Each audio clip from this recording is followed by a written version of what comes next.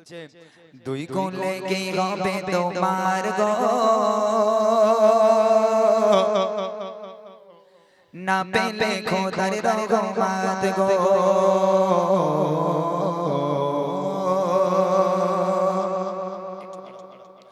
দুই কোলে কি হবে তোমার গো না পেলে খোদার রহমত গো কোলে কি হবে তোমার গো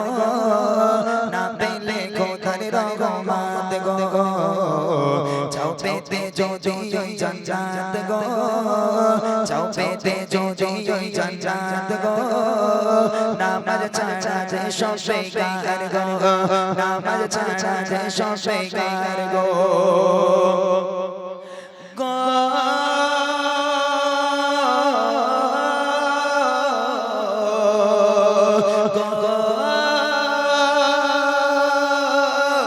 দুনিয়ার মোহমায় পড়ো না দুনিয়া তোমার বিছে খেলো না দুনিয়ার মোহমায় পড়ো না দুনিয়া তোমার বিছে খেলো না থাকবে না বেঁচে চিরকাল গো থাকবে না বেঁচে চিরকাল গো নামাজ ছাড়া যে সব বেকার গো কোলে কি হবে তোমার গো দুই কোলে কি হবে তোমার গো না পেলে খোদার রহমত গো চাও পেতে যদি ওই জান্নাত গো নামাজ ছাড়া যে সব বেকার গো নামাজ ছাড়া যে সব বেকার গো যারা নামাজ পড়ে তাদের উপকার কি জানেন এই নামাজ শুধু সওয়াবের কাজ তা নয় বাড়িতে যদি অভাব হয় বাড়িতে যদি বালা মুসিবত হয়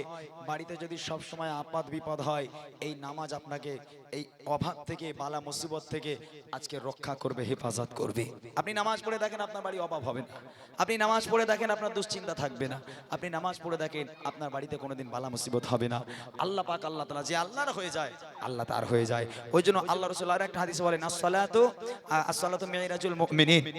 নামাজ হলো মুমিনের জন্য মেরাজ স্বরূপ আল্লাহর সঙ্গে কথোপকথন করে স্বরূপ অর্থাৎ তুমি যদি নামাজ পড়ো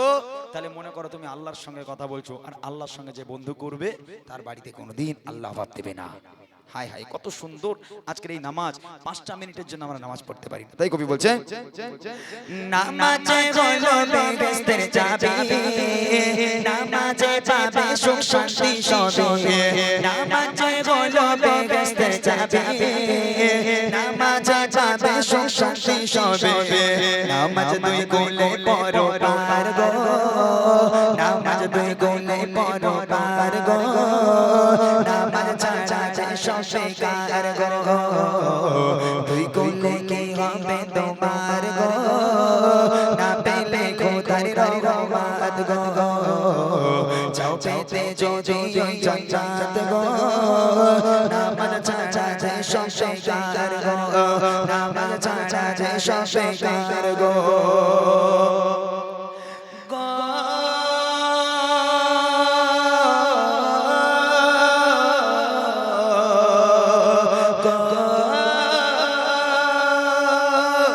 জান্নাতের আশা করো কি করে